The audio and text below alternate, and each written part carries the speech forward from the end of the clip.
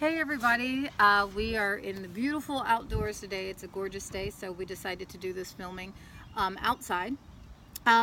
Today's topic is how beautiful you are when you are loved.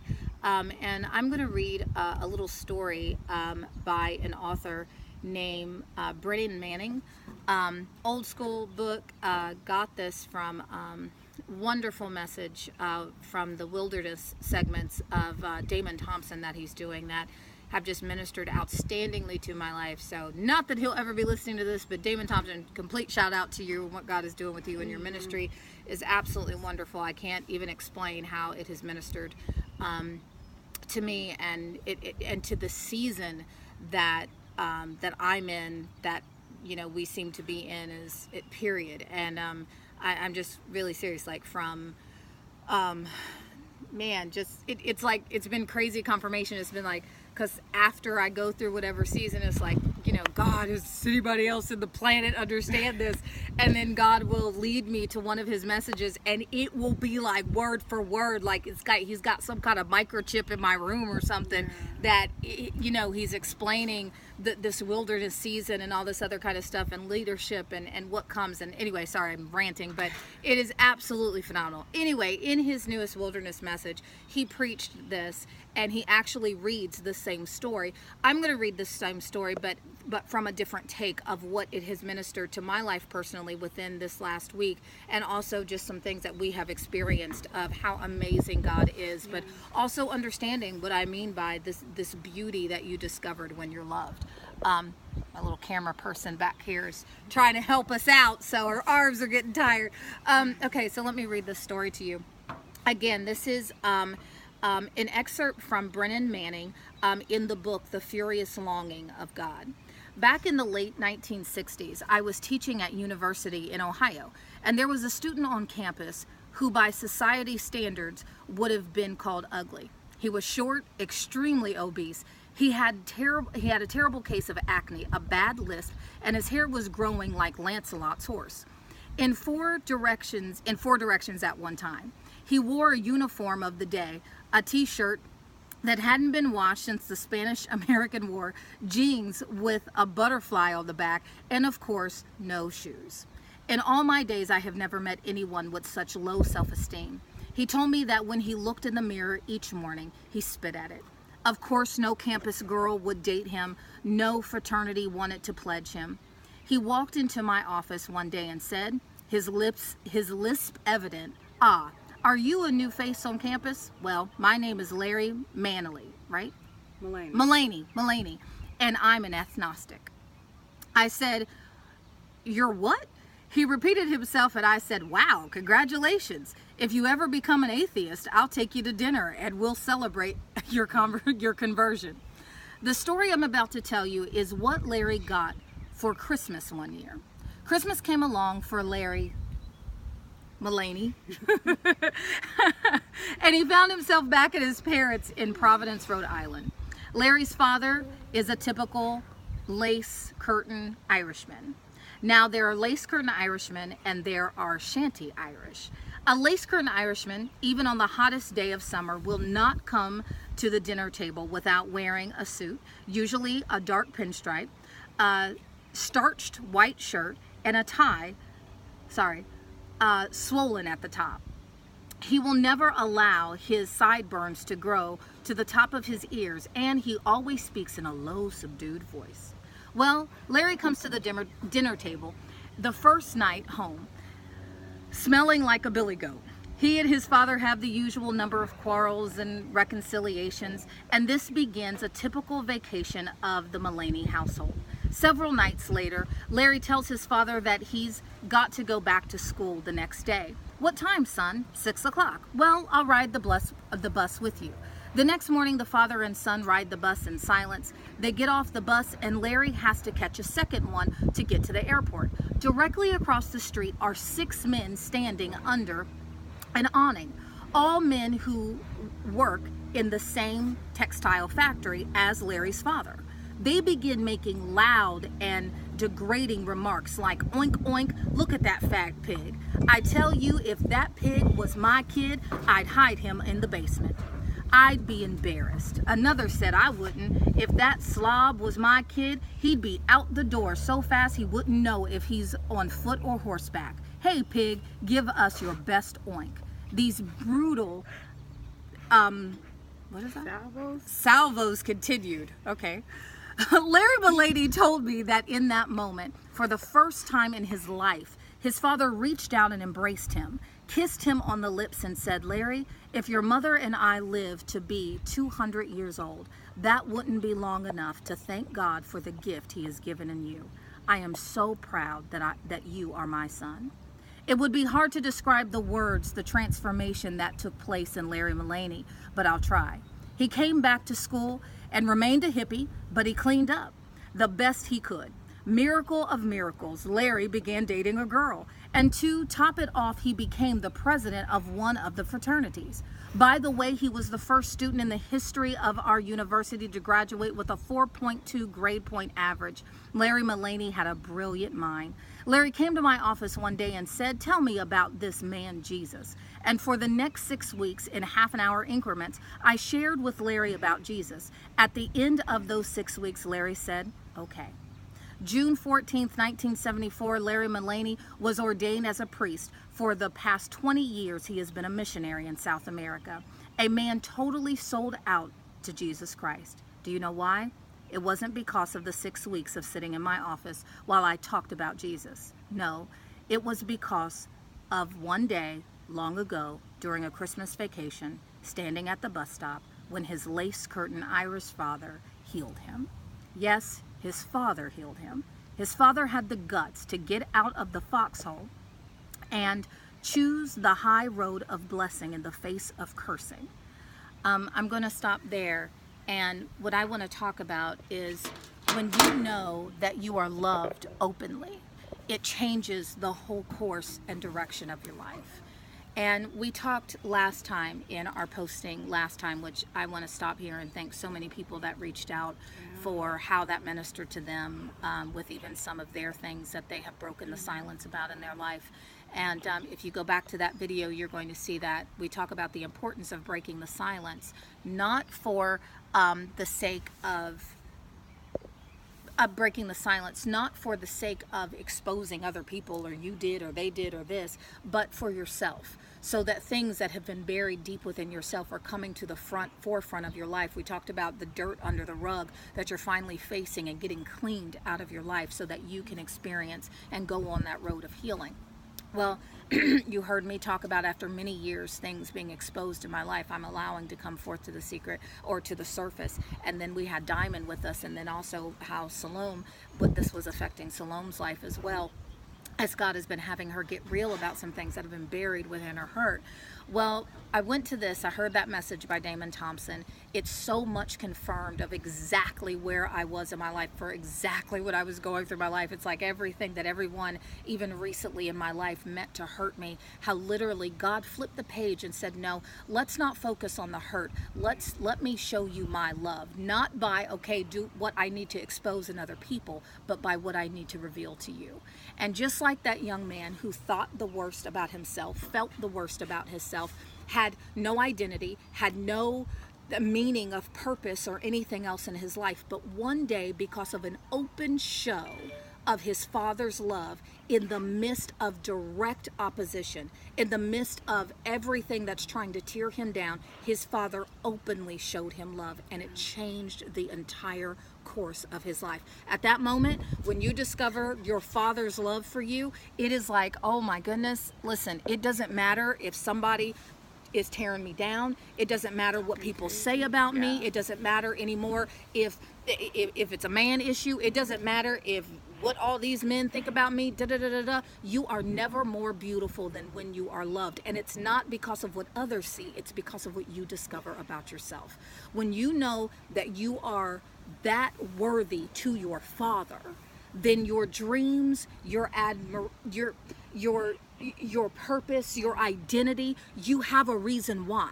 Your reason why is, I am loved by my father. And even though that was his earthly father, Many of us don't have that experience. I can't say that I will ever have that opportunity with my earthly father. So in this last week, I'm going to be very honest, I got to this point where it was like, okay, God, I'm going to ask you the ultimate question that I've always been afraid to ask you for my whole life.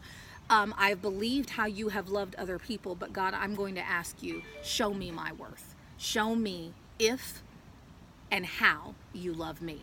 Pew! I guess God was just waiting for me to finally ask the question, man, because all this week he has been doing phenomenal, unbelievable things, and it's not because of the things he has done, it's because of the open act of love he has shown. Things that have tried to, from things that sound aloud, things that have tried to come because a financial situation that happened in my life that unfortunately stemmed in some things that we needed for the studio. Well, God was like, openly, this is what I'll do. Openly, this is how I love you. Openly, this is where your support. When everybody else drops you, openly, let me show you because you are connected to me. So it was like my healing has begun, or this journey has really, really evolved, not because of God showing me, okay, I'm going to show you the reason why other people have hurt you, or I'm going to show you the reason why about somebody else or about the other circumstance. Or some of us are waiting for, okay, well, this person or this situation hurt me.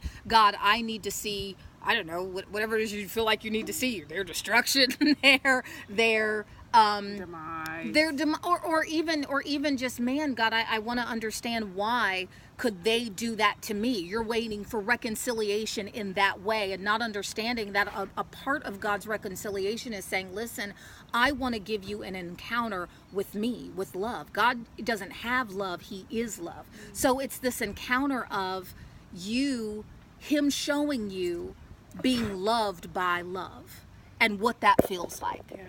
That being loved by love is saying, man,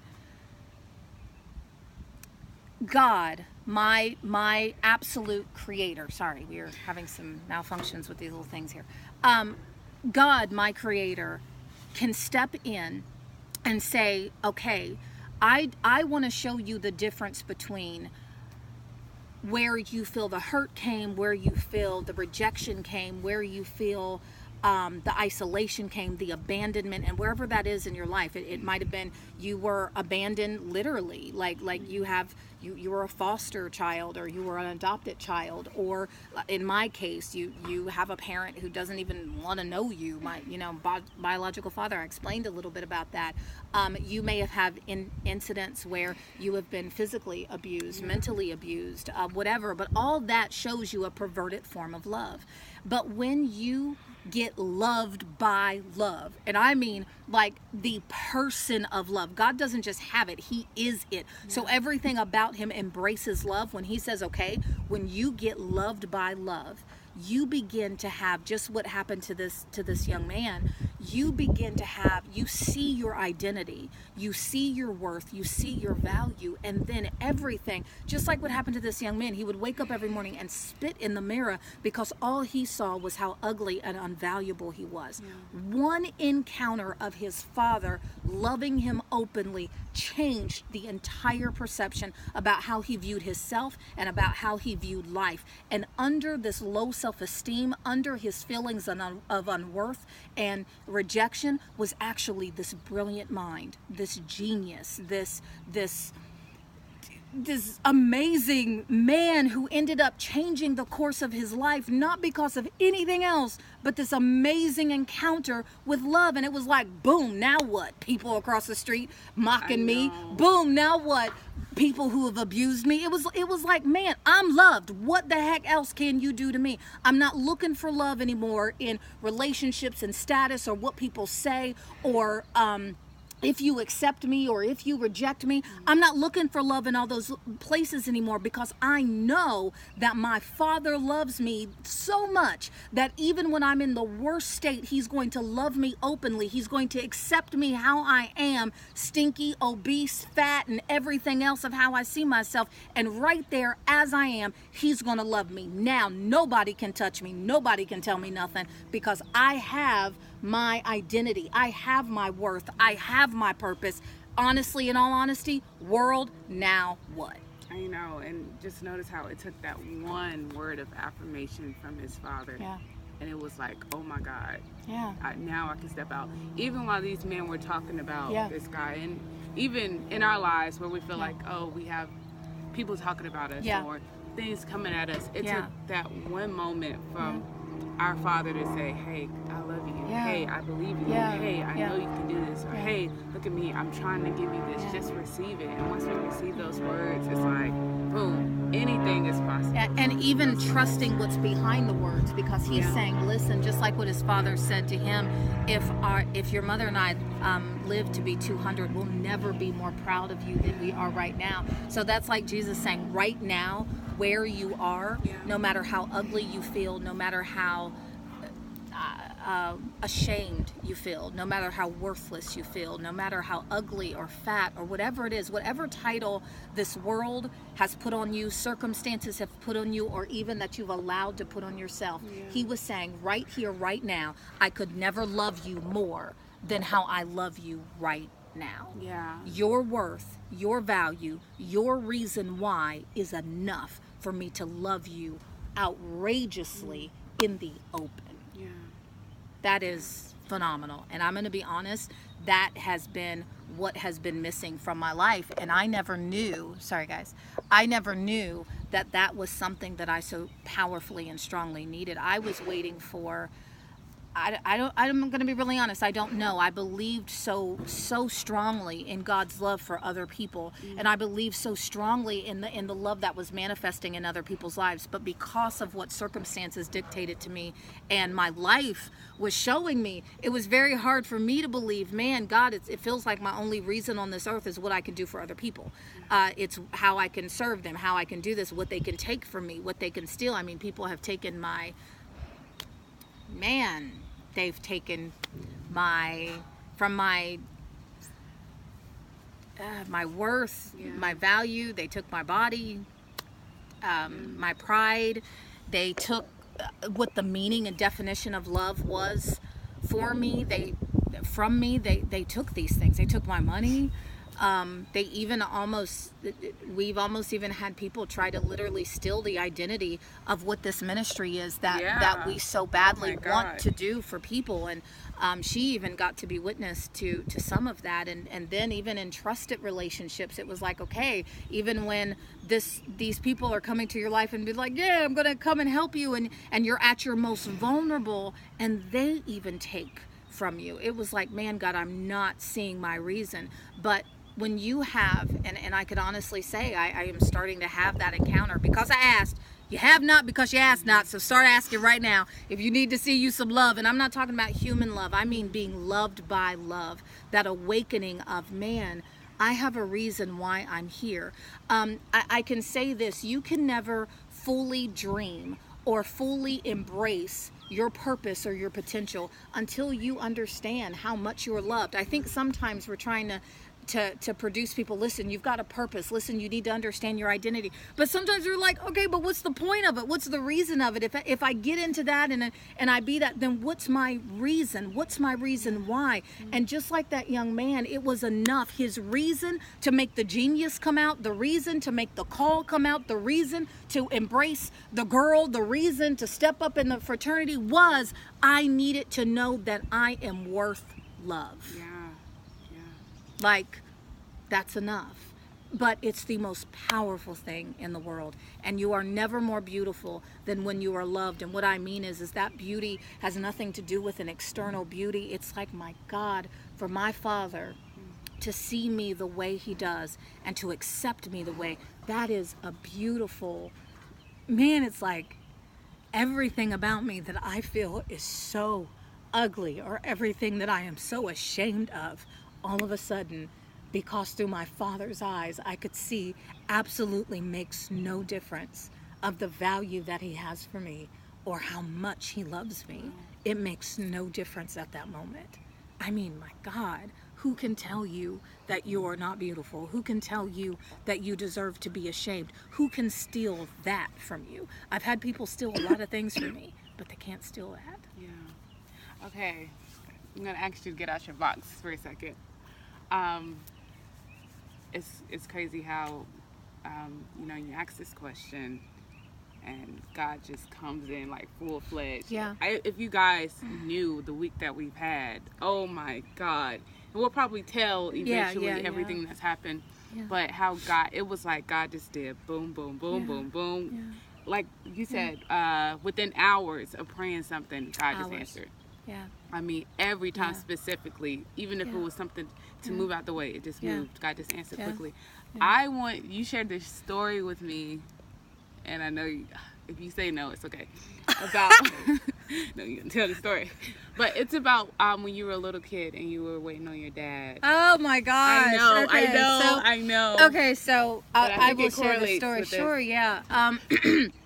Like I've told you guys, I don't know my biological father. He actually is very prestigious in the community, and he and his whole family chose to even reject my existence. Yeah. So, okay, come on, baby. I need you to hold that really still for me. Sorry, our little camera person, her arms are getting tired. But I was very. Not that I'm saying I'm all that now. I got issues, okay?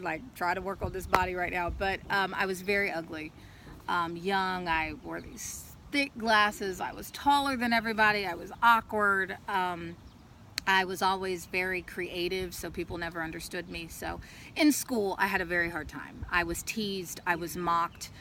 There was only one time that I ever had to ride the bus to school, and every day, literally, the kids on the bus would put me through torment. I mean, physically, they'd hurt me.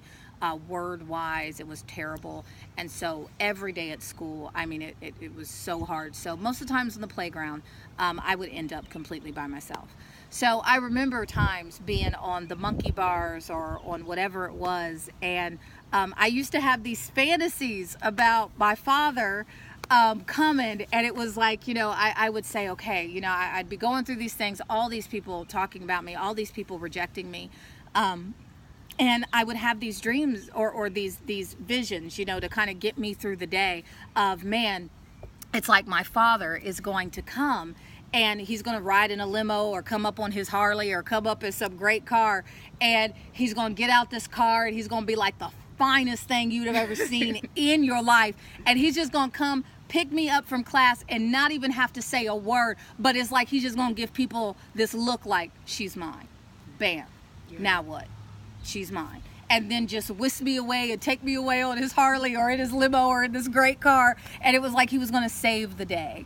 And no, that never happened for my biological father, but I can honestly say my heavenly Father is showing me that he is that rescuer. Yeah. By him, and we're not talking about, oh, God gave me stuff this week and that's how he openly showed me his love. Yeah. That's not at all what I'm talking about. I mean, there were some very specific things that because of what people had done in my life, that there have been some things affected by that.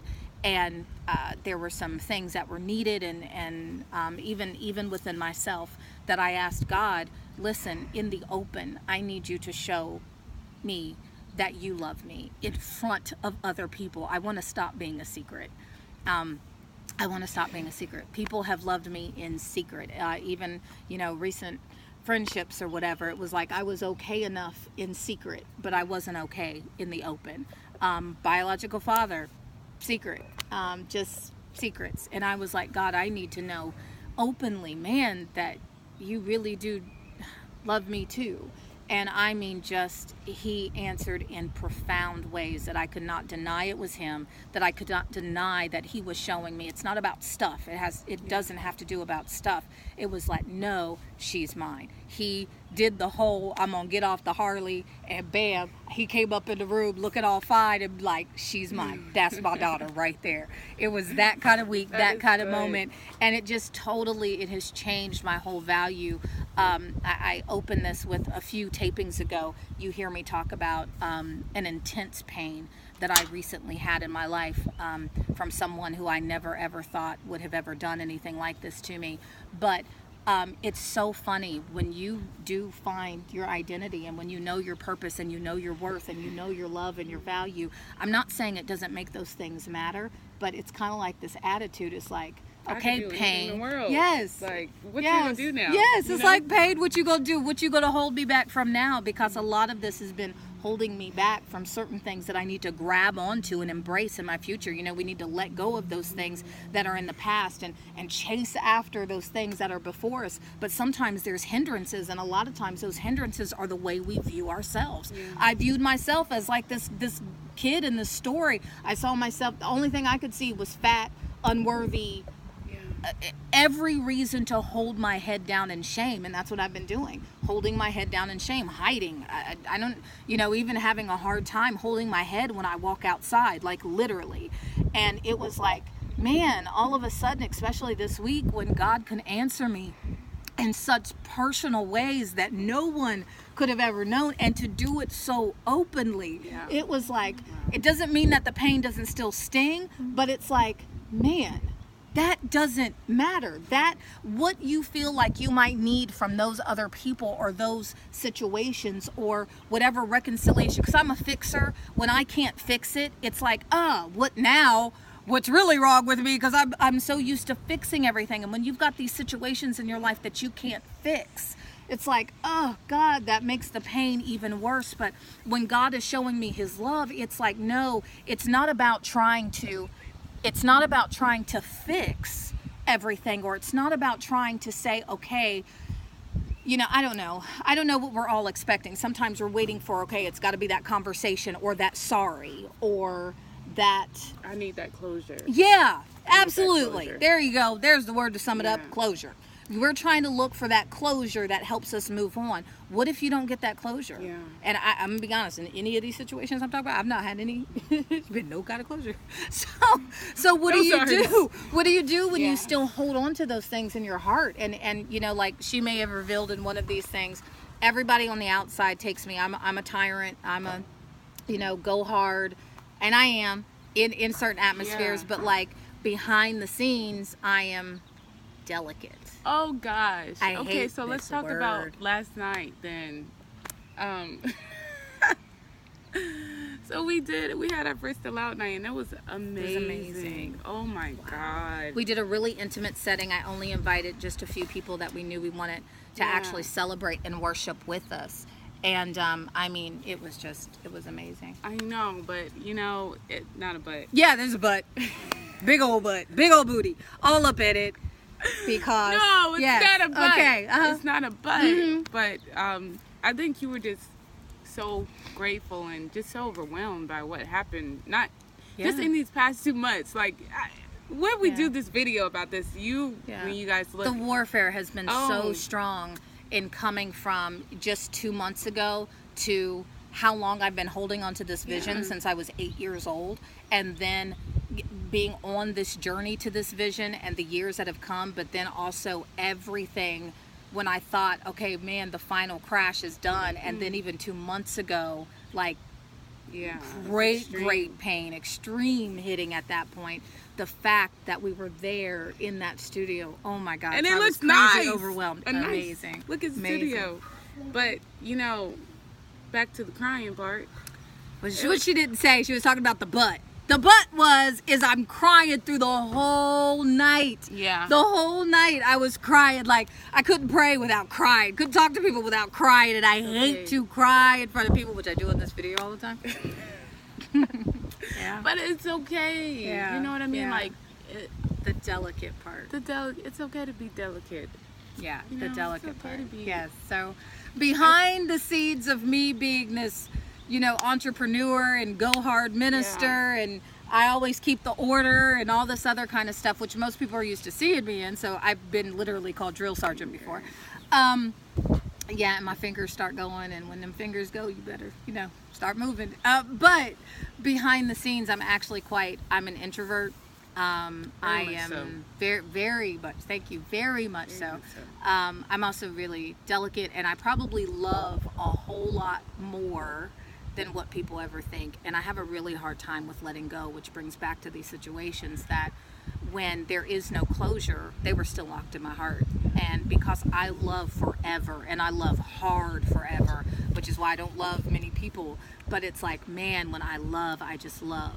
And because there was no closure in that area, I guess I kind of based my worth on the fact, well, man, if I can't even make these right, then God, what's the point of love, or what's the point of my love if I keep getting rejected in that?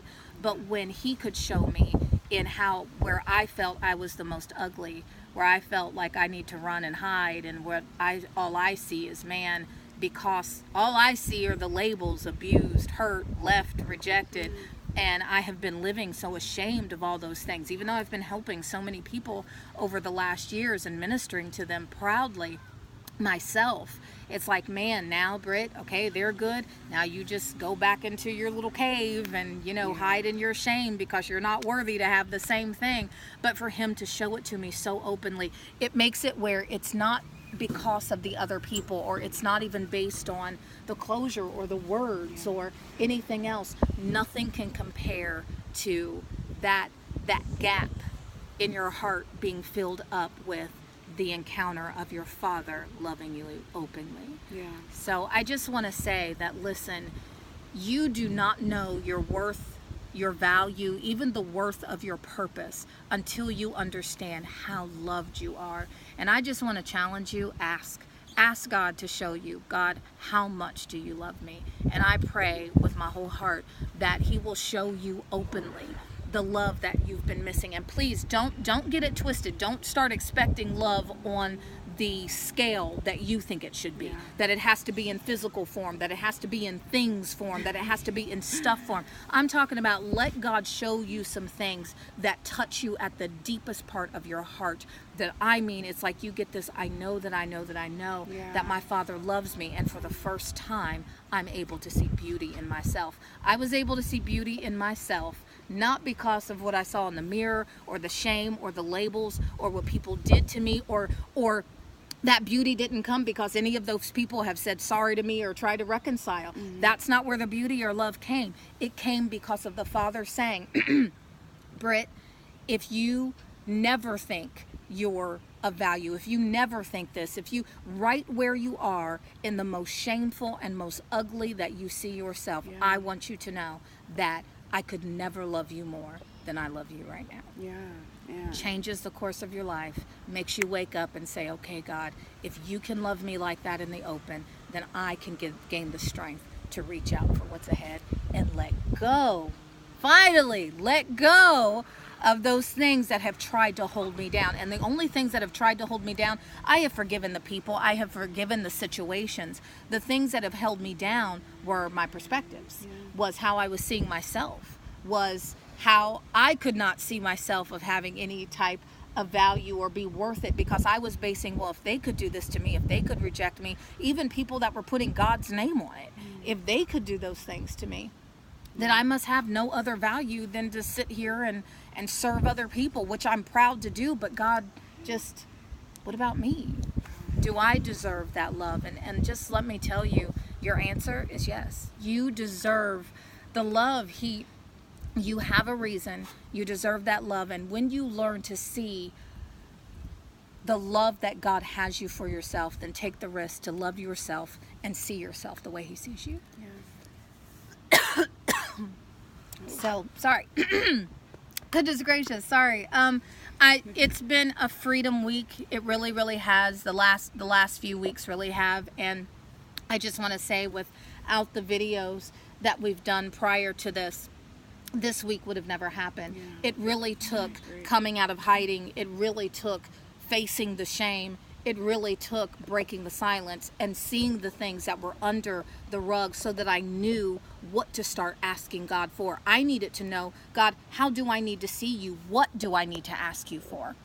And he finally truly did answer that for me in a phenomenal way. And I'm talking about, this is not just, like I said, things that God can do for you. It was the way he touched my heart to be able to show me my worth through his eyes, just like that story. So just be encouraged to, I'm going to let Salome close it out with her opinion of what that story means to you, and then we're going to close out and pray. Man, I was just thinking about, God showing his love towards us, and love comes in many different ways. It's giving, it might be a hug, it might be correction or discipline. And I was reading this morning, man, in Hebrews about God discipline his children. Yeah. And as it pertains to me, Lord have mercy, I need a lot of help with that. Just being honest.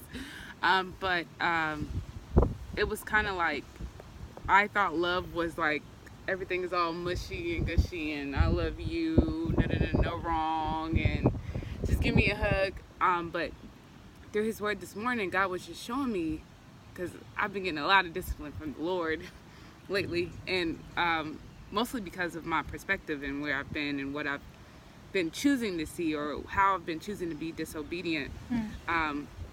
But when I read that scripture, it was like the Lord corrects whom he loves. And I was like, oh, you can read scriptures all the time, but sometimes you just read a scripture and it's like, dang, it's just a revelation. And I kind of got that revelation of even when God is correcting me, it's a love thing. It's not because he wants to see me go down to the ground, or he's trying to point out something like, oh, you doing this. No, it's like, I'm trying to correct you so you can be a better person, or you can be a better daughter, or you can see me in another perspective, or see other people in another perspective. So that's what I've been getting from experiencing God's love. It's not just a thing of, oh, I'm just going to be all mushy with you. No, I'm going to correct you, and I'm going to show you how to stand, or I'm going to show you how to be the person that I have called you to be. But the great thing is about when he does correct you in love, love does not bring you to condemnation. Yeah. It's not this, chastisement of you did this wrong and boom, boom, boom, boom, boom, boom, boom. No, actually, it brings you to a place of freedom. Yeah. So when you're able to experience that type of correction or that type of love, you understand, man, God is giving me what I need so that I have the opportunity to be free of something. So it's like, man, even as, Satan's greatest attack right now is the attack on the family.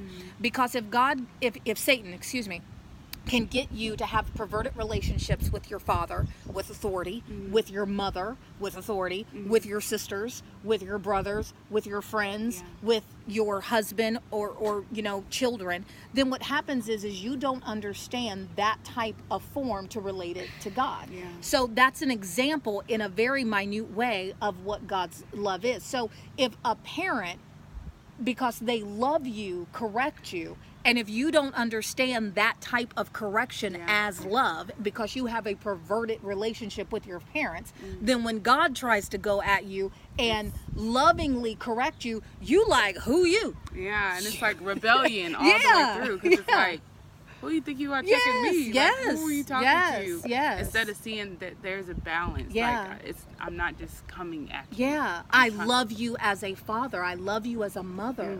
And if that's perverted, we don't know that this type of correction or this punishment or whatever is not to condemn me. Yeah. It's because, like I was telling you guys last time, my children, I correct them. I went through something with my son where it was like, I had to go in his room and tell him, honey, please understand that this did not come from, you got corrected, but don't come in this room and punish yourself. Yeah. It was because I love you. And he just started crying. And I was like, hey, because I love you, that's why we pointed this out. And I want to help you get past this so that this is something that you can make better in your life. Yeah. That is not to tear you down. This is to build you up. So if you don't have that right relationship with your parents, then it's hard to see God that way. But what he needs to restore then is his relationship with you as a father. His relationship with you as a mother, friend, husband, boyfriend, child, whatever that is. Yeah, and even in the correction, as we go back to saying, you can't fall into condemnation for it. Because one of the things I would do is God would correct me, and I would feel like I can't talk to him because he's mad at me. Because he's correcting me. And I was in the shower this morning. Man, it's about to make me cry. And it was like he was talking to me about that. It was almost as if he was saying, okay, just because I corrected you doesn't mean like you don't have a right. It doesn't mean that you don't have a right to come and ask me for stuff or pray to me. And it was like so freeing. And gosh, I'm about to cry now. I'm trying not to. I was like, oh my gosh. And it made me pray with the boldness this morning and say, oh my gosh, I can't ask, or I can believe for this, even because I would just do this thing of, God would correct me in a couple of days. I'll be like, let me just leave you alone because I feel like you're It's like mad you at almost me. have a shame because Yeah. you're mad. Yeah. It's like, oh my God, he's mad at me. I'm going to hide in shame and not ask him for anything else until I can do something to try to get it right. You know what I'm saying? It's kind of like you feel like you have to pay penance. Yeah. Instead of just being like, okay, this is still my dad. Yeah, He's still yes. the same person. Still my He dad. doesn't My dad change. still loves me. Yeah, it doesn't change. Yeah. And it was just so... It's like that still, he's trying to teach you, you're still a daddy's girl. Yeah. Daddy's girl can mess up as many times, but you're still daddy's girl, man. Oh my God. That's It was awesome. so hard. This one, I almost forgot until we started talking about conversation. Lord, thank you.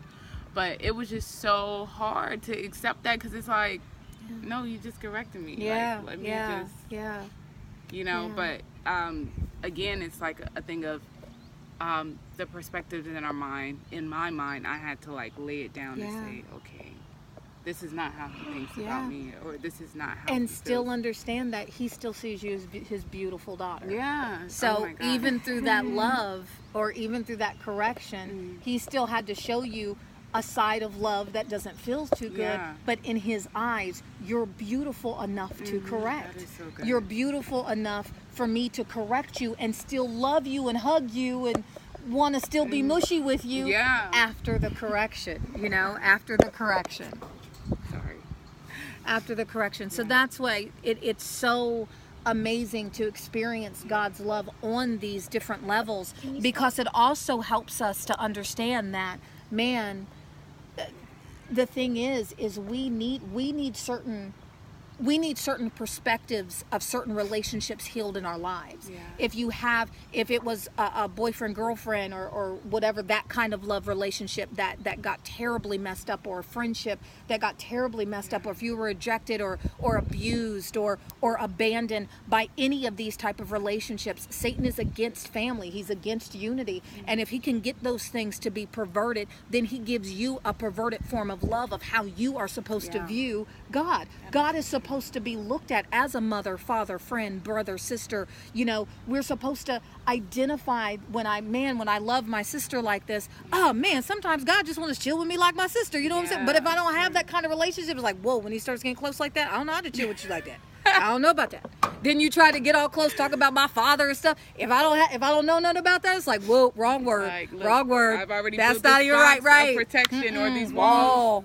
All the way up. Yes. So what are you doing? Yeah, father what, mother what, you know, friend what, boyfriend who, husband what, you know what I'm saying? You're like, hold up a second.